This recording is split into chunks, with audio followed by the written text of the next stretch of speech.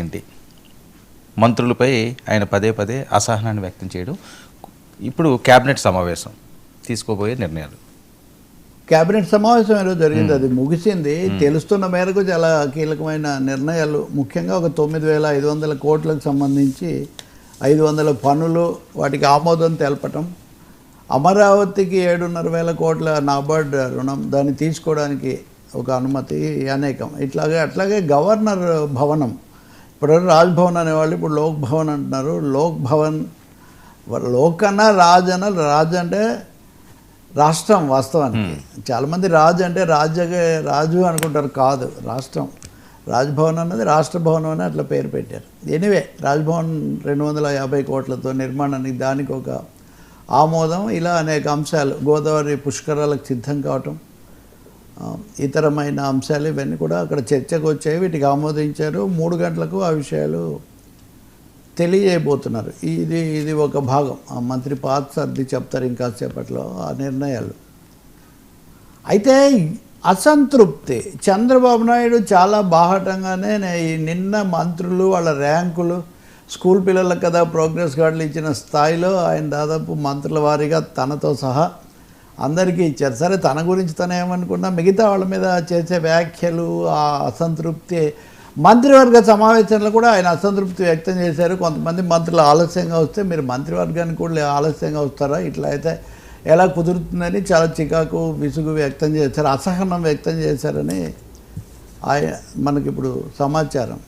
కాబట్టి చంద్రబాబు నాయుడు పెద్ద సంతృప్తికరంగా లేరు. మంత్రివర్గ సమావేశంలో పవన్ కళ్యాణ్ కూడా పాల్గొన్నారు. ఆయన నిన్న కూడా తన శాఖకు సంబంధించిన అధికారులు, ఉద్యోగులు వాళ్ళతో ఒక ముఖాముఖి నిర్వహించి కొన్ని వ్యాఖ్యానాలు చేశారు. ఆ చేసిన సందర్భంలో సంపద సృష్టిస్తే జీతాలు పెంచడం సాధ్యమవుతుంది, మీరు సంపద సృష్టించండి అన్నారని.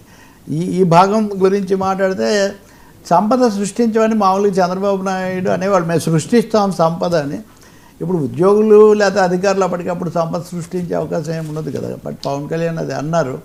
అలాగే ట్రాన్స్ఫర్లు అయినా, ప్రమోషన్స్ అయినా, వీటన్నిటికీ సంబంధించి కీలకమైన బాధ్యత ఉద్యోగుల మీద ఉంటుంది, అది మీరు నెరవేరిస్తే మేము కూడా చేస్తాం అని కూడా పవన్, అంశాలు కూడా సహజంగా మంత్రివర్గంలో వచ్చాయి. పుష్కరాలకు సంబంధించి టెంపుల్ టూరిజం ఇది డెవలప్ చేయాలని పవన్ కళ్యాణ్ చెప్పడం.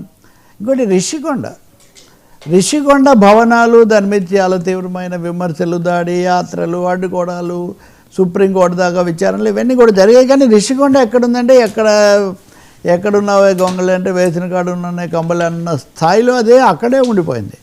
దీనికి కూడా ఏదో ఒకటి చూపించాలి అని ముఖ్యమంత్రి అక్కడ చెప్పారని అంటున్నారు. కాబట్టి చాలా నిర్ణయాలు ఇంకా తీసుకోవాల్సినవి, ఆర్థికమైనటువంటి అంశాలు కూడా ఉన్నాయి. ఈ క్రమంలో మంత్రులు చురుగ్గా లేరు. మీరు 18 నెలలైనా కానీ ఇంకా సరిగ్గా చేయకపోతే ఎట్లా? ప్రజల్లో సంతృప్తి వ్యక్తం కావట్లేదు, సంతృప్త స్థాయిలో స్పందన రావడం లేదంటే దీనికి కారణం మీరు సరిగ్గా లేరు. అంటే ప్రతిపక్షం అనడం సరే, కానీ ప్రభుత్వాధినేత 1-2 సార్లు 18 నెలలు అయిపోతున్న పరిస్థితుల్లో కూడా అందరినీ కూర్చోబెట్టి వరుసగా ర్యాంకులు ఇచ్చి, ఈ ర్యాంకుల్లో అట్టడుగున రాంప్రసాద్ రెడ్డి అనే మంత్రి ఉన్నారు. ఆయన ఒక ఫైల్ క్లియర్ చేయడానికి ఇన్ని రోజులు తీసుకుంటున్నారు. ఆసక్తికరంగా ఆయన తర్వాత స్థానంలో కొల్లు రవీంద్ర ఉన్నారు. కొల్లు రవీంద్ర చాలా ముఖ్యమైన వ్యక్తి. నారా లోకేష్ ఆయన బృందంలో ముఖ్యమైన ప్రకటనల, వ్యాఖ్యలు అన్నీ కూడా ఆయన చేస్తుంటారు. కొల్లు రవీంద్ర కూడా సంతృప్తికరంగా చేయటం లేదు అని అక్కడ ఆయన మీద కూడా ఒక వ్యాఖ్య వచ్చింది. ఇంకా మూడోది, పయ్యావుల కేశవ్ ఆర్థిక మంత్రి చాలా సమయం తీసుకుంటున్నారని. ఇదంతా చూస్తుంటే ఉన్నంతలో సీనియర్లు ఉన్నదే 2-3. ఆ 2-3లో ఒకరు పయ్యావుల. ఆయన మొదటిసారి మంత్రి, వాస్తవానికి ఎప్పుడు ఆయన గెలిచినప్పుడు పార్టీ ఓడిపోతుండేది. రెండూ కలిసి జరిగింది. ఇది ఒక్కసారే మంత్రి అయ్యారు, కీలకమైన ఆర్థిక శాఖ ఇచ్చారు. తన సీనియారిటీని కూడా కొంత దిగమింగైనా ఆయన వివిధ సందర్భాల్లో ప్రతిసారి ఆయన చంద్రబాబు పేరు చెప్పినప్పుడంతా లోకేష్ పేరు చెప్పకుండా ఒకసారి కూడా ఉండరు. నేను సీనియర్నని అట్లా ఎప్పుడు ఆయన ఏం చేయట్లేదు.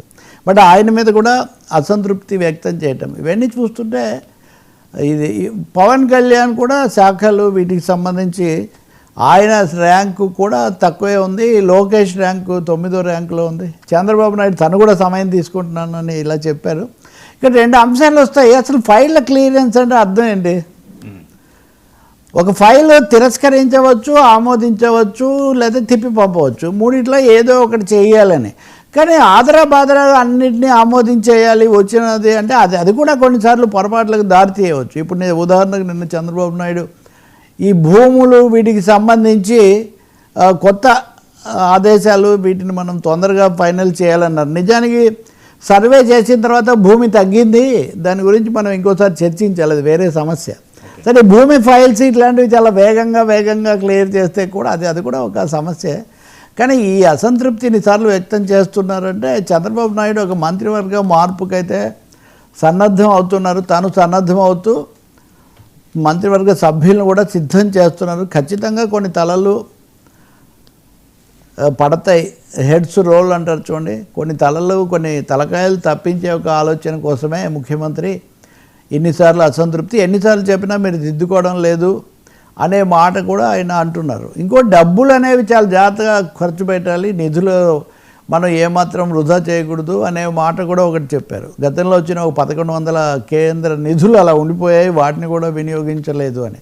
అంటే ఒక్క కోణంలో కాదు, చాలా అనేక కోణాల్లో ఆయన అసంతృప్తి వ్యక్తం చేయడం, కొంతమంది పేర్లు పదే బయట పెట్టడం, ఇదంతా చూస్తుంటే తప్పకుండా ఒక మంత్రివర్గ పునర్వ్యవస్థీకరణకు, మార్పులకు, కొంతమందిని తగ్గించడానికి అడుగులు వేస్తున్నారనేది మనకు అర్థమవుతుంది.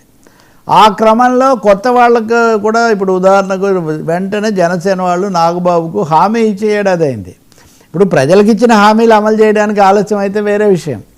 కానీ ముఖ్యమంత్రి గారు ఉప ముఖ్యమంత్రి సోదరుడికి మంత్రివర్గంలో స్థానం కల్పిస్తానని చెప్పి లిఖితపూర్వకమైన హామీ ప్రకటన చేసి ఏడాది పాటు ఏ కారణం లేకుండా దాన్ని పక్కన పెట్టడానికి కారణం ఏమిటి? ఇప్పుడు ఆయన ఒక్కటే చేస్తే మిగతావి ఏమవుతుంది? కాబట్టి ఈ చిరుబుర్రుల వెనక రాజకీయ సంకేతాలు ఏవో ఉన్నాయి. కొన్ని తలలు అయితే తెగబోతున్నాయి, కొన్ని తలలు రాబోతున్నాయి అనేది అయితే స్పష్టమవుతుంది. సీనియర్లకు బహుశా పెద్దగా అవకాశం ఇచ్చే ఛాన్స్ లేదు. నాకున్న సమాచారం ప్రకారం ఉన్న సీనియర్లను కూడా తప్పించడానికే టీడీపీ నాయకత్వం ఆలోచన చేస్తూ ఉంది. ఇప్పటికి కూడా చాలామంది లోకేష్ కంటే చిన్నవాళ్ళు ఉన్నారు. ఆ మిగిలిన వాళ్ళు కూడా ఇంకా ఏమాత్రం సీనియర్లు, వాళ్ళ పని కూడా బాగాలేదు, వాళ్ళ మీద ఫిర్యాదులు కూడా ఉన్నాయి. ఆ ఫిర్యాదులన్నీ బయటికి చెప్పకపోయినా ఒక మాట చంద్రబాబు గతంలో చెప్పారు, నిన్న కూడా చెప్పారు, మీ గురించిన ప్రతి విషయం నా దగ్గరికి వస్తూ ఉంటుంది. ఎవరో అంటున్నారు గతంలో ఆయన ఎక్కువగా నివేదికలు, అధికారులు వీటి మీద ఆధారపడుతుండేవాళ్ళు పేపర్ మీద. ఇప్పుడు ఆయన ప్రత్యక్షంగా తనుగా సర్వేలు అవన్నీ చేయించి తెప్పించుకుంటున్నారు. ఇది రిలేయింగ్ ఆన్ అన్నింటినీ ఉపయోగిస్తున్నారు అని కూడా. కాబట్టి అంటే ఇక్కడ ఒక అంశం ఏమంటే ప్రతిపక్షాలు విమర్శ ఇవన్నీ చేస్తున్నప్పుడు ముఖ్యమంత్రి కూడా ఇలా చెప్పడం అన్నది కొంత ఆమోదించడం కింద లెక్క.